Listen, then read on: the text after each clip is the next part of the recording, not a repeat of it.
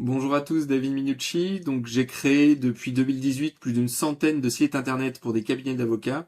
Et donc je vous montre selon moi ce qu'est la structure parfaite. Donc la structure parfaite, elle commence déjà avec un bandeau où forcément on a le logo, mais surtout on a très peu en fait d'appels à l'action.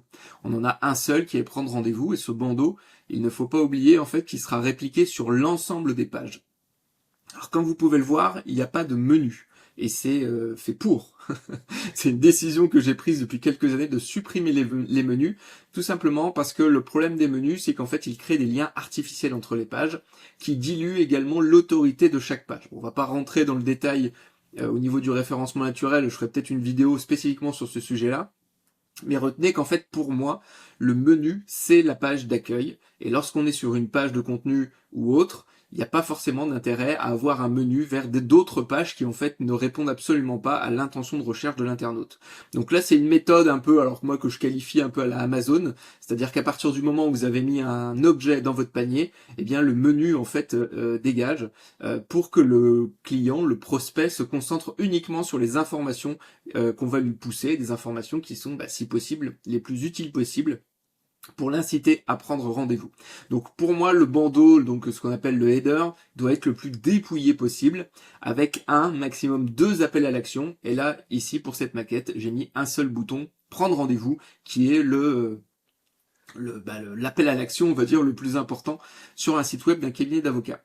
Donc là, j'ai pris l'exemple d'un avocat en droit pénal à Lyon, parce que je trouve que en réalité, les sites web d'avocats pénalistes sont assez communs.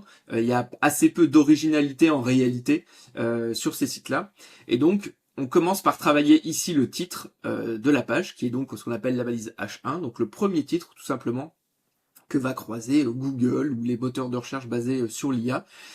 Et donc dans ce titre, il faut tout simplement donner le sujet de la page. Et donc forcément, on va essayer d'inclure des mots-clés à l'intérieur de ce titre, des mots-clés ou des expressions qui vont permettre tout simplement à Google ou au moteur, peu importe le moteur de recherche, de comprendre quel est le sujet de la page et sur quels mots-clés on souhaite se référencer. Ensuite, dans le texte ici, on travaille tout ce qui est lié forcément au droit pénal et au fait que le cabinet est situé à Lyon. On en profite également pour mettre en avant l'identité du cabinet, avec forcément ses propres éléments de langage, puisque l'objectif, c'est tout simplement d'attirer l'attention par rapport à d'autres sites internet de cabinets d'avocats et de marquer quelque part un point de rupture par rapport à ce que le prospect a pu visiter comme site internet. On rappelle ici avocat pénaliste, alors petite erreur.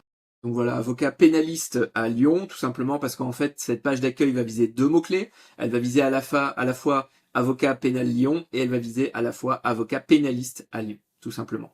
Ici, on a un bouton d'appel à l'action. J'aurais pu reprendre le bouton prendre rendez-vous, mais pour éviter en fait la répétition, j'ai tout simplement mis un bouton passer à l'offensive.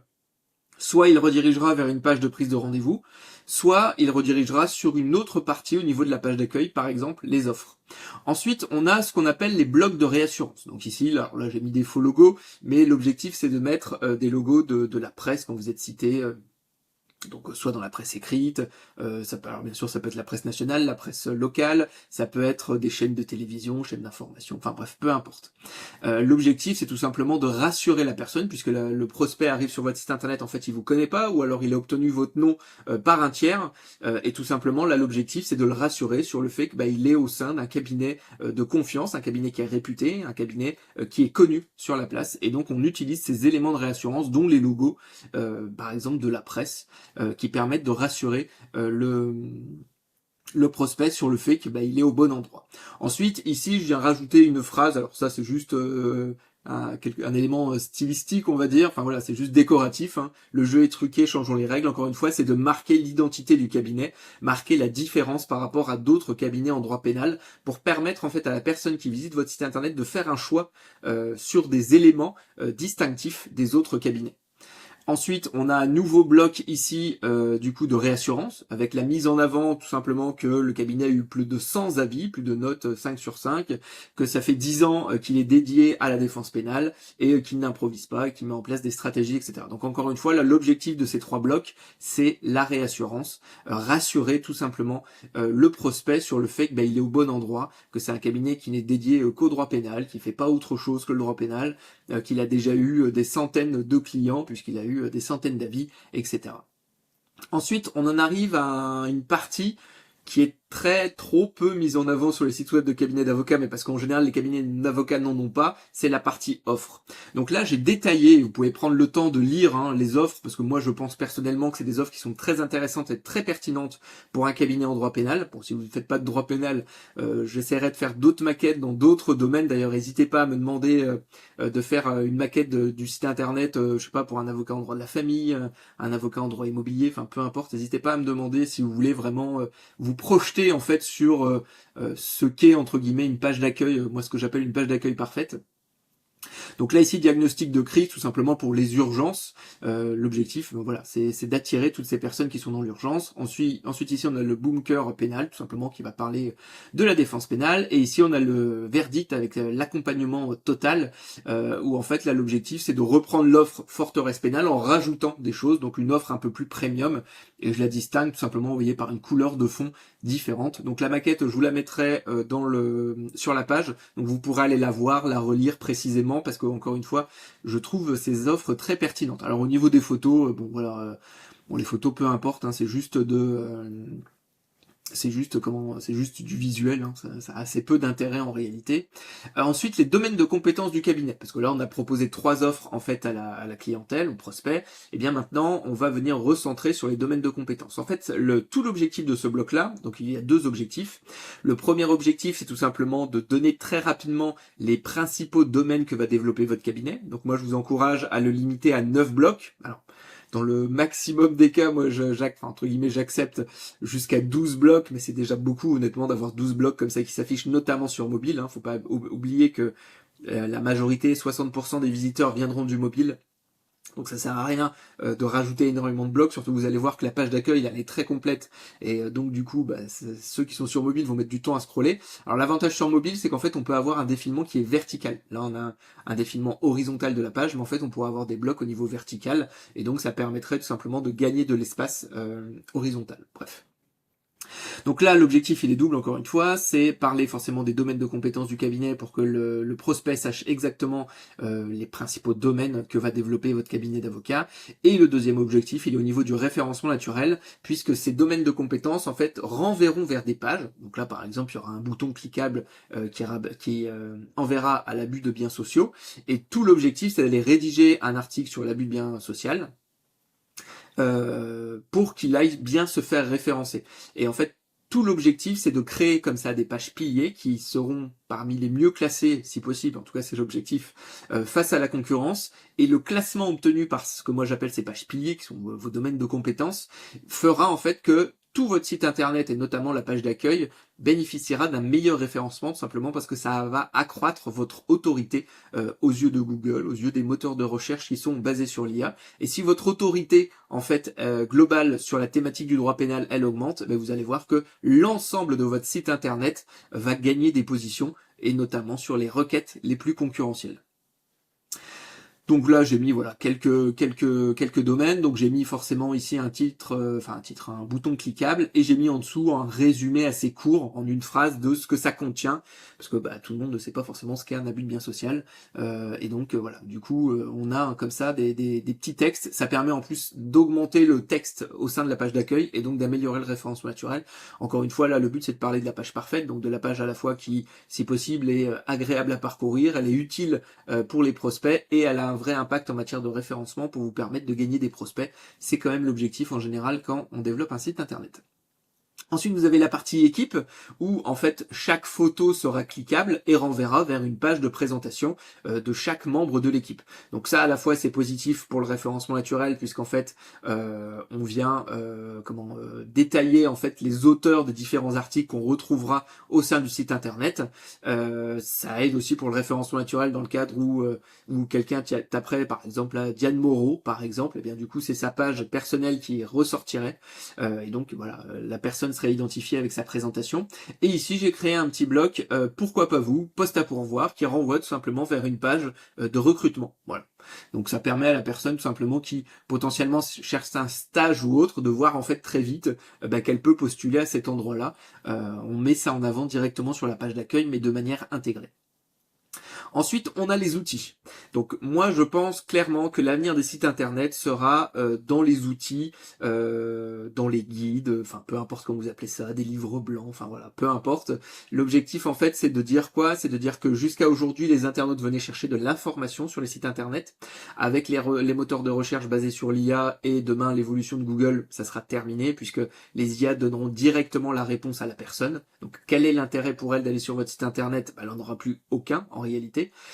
Et donc pourquoi est-ce qu'elle viendrait sur votre site internet? Parce que vous allez lui donner quelque chose. Et donc cette partie outil, elle est là pour ça justement. Elle est là pour que les personnes viennent sur votre site internet, qu'elles utilisent votre site internet, qu'elles le trouvent utile et si possible qu'elle ensuite prenne rendez-vous directement sur vos outils de prise de rendez-vous. Donc là en outil, j'ai mis par exemple garde à vue, les 5 erreurs qui mènent en prison. Voilà, bon voilà, le but c'est d'être un peu percutant. Donc là c'est un guide en gros sur ce qu'il faut faire lorsqu'on est en garde à vue. Vous pourriez faire ça par exemple pour le chef d'entreprise, j'ai déjà vu ça passer par exemple, peu importe. Évaluer votre risque pénal en 90 secondes, donc ça c'est une petite application, un petit quiz qui vient tout simplement évaluer quel est le risque pénal par rapport à une situation donnée. Anatomie d'une victoire, donc là on a pris un cas client qui a été anonymisé et donc on vient tout simplement créer une vidéo, créer un guide écrit sur quelle a été la stratégie du cabinet, qu'est-ce qui a été mis en place pour démontrer l'expertise du cabinet.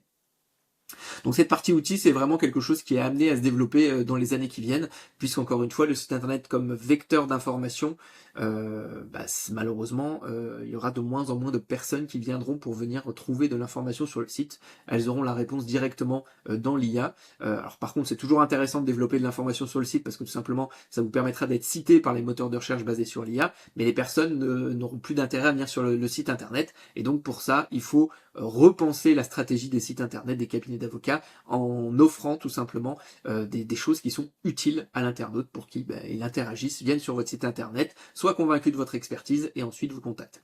Le podcast Angle Mort, je l'ai appelé. Donc là, pour moi, c'est un indispensable aujourd'hui pour un cabinet d'avocats d'être un vecteur de communication et donc que ça passe forcément par des podcasts, des émissions ou de la participation à d'autres podcasts ou émissions que vous pourriez ensuite inclure sur votre site internet. Mais ça, pour moi, c'est un vrai plus, encore une fois, pour démontrer son expertise, typiquement, mais également pour inviter des gens où vous avez envie que ces gens deviennent vos clients. Alors, en matière pénale, vous pourriez inviter, pourquoi pas, des chefs d'entreprise, parce que bon, voilà, certains chefs d'entreprise, maintenant, on va dire, le risque pénal pour les chefs d'entreprise, il est quand même globalement assez important. Je pense que chaque chef d'entreprise sera un jour confronté à ça, mais bon, ça peut être d'autres thématiques, ça peut être des clients qui ont envie de témoigner, alors pourquoi pas visage masqué, etc. Enfin voilà, ça entre guillemets c'est à déterminer, mais je pense je crois, je crois et j'en suis sûr que le cabinet d'avocats doit devenir un vecteur d'information et pour convaincre les gens, pour qu'ils puissent s'attacher entre guillemets à votre cabinet, vous recommander, il faut créer du contenu, et donc le contenu peut passer potentiellement par un podcast audio, vidéo, ou les deux d'ailleurs. Ensuite ici on a une partie actualité.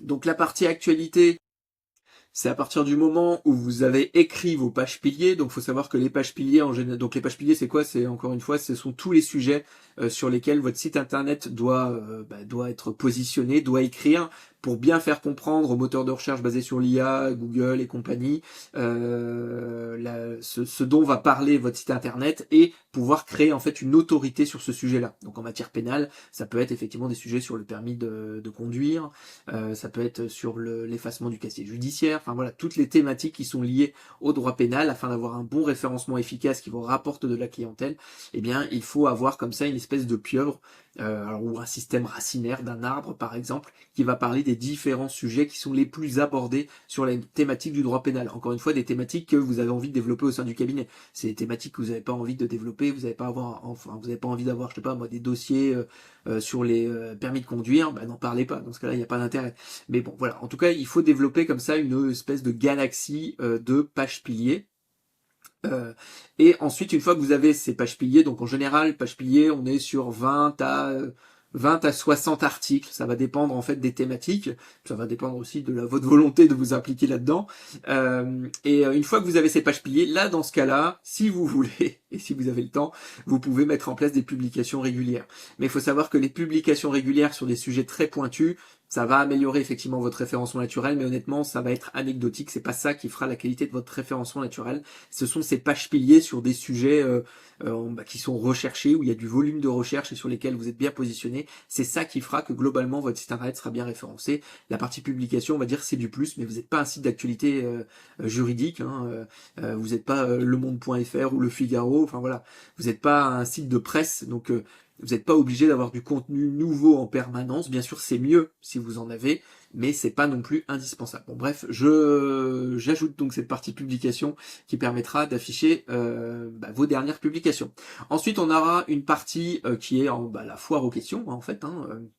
Les questions en fait les plus souvent posées par les internautes. Donc là, elle est un petit peu petite parce qu'en général, on est sur 8 à 10 questions. Bon là, le but c'était simplement d'illustrer avec les questions les plus fréquemment posées par les internautes. Encore une fois, l'objectif c'est d'améliorer son référencement naturel, notamment dans les moteurs de recherche basés sur l'IA, puisqu'en fait, lorsqu'on entraîne une intelligence artificielle, en fait, on lui fournit la question et la réponse. Et donc en fait, elles sont a priori, en tout cas des tests que j'ai pu faire, assez friandes des sites internet qui crée du contenu avec une base question et la réponse qui suit. Alors si possible, il faut que la réponse à la question soit dans la première phrase, c'est l'idéal.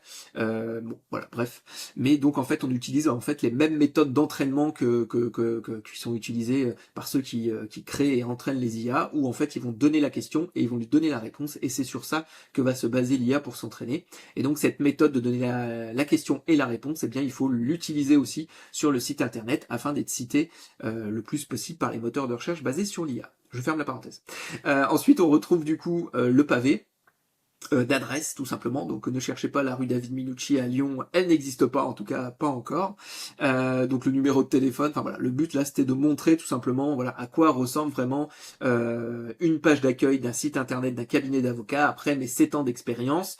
Vous avez donc une page plan du site, sa plan du site c'est purement pour Google en fait, ou pour tous les outils qui viendraient crawler votre site internet, tout simplement pour qu'ils trouvent toutes les pages, qu'on soit sûr qu'elles aient au minimum un lien sur votre site internet pour qu'elles soient accessibles. Donc c'est purement technique.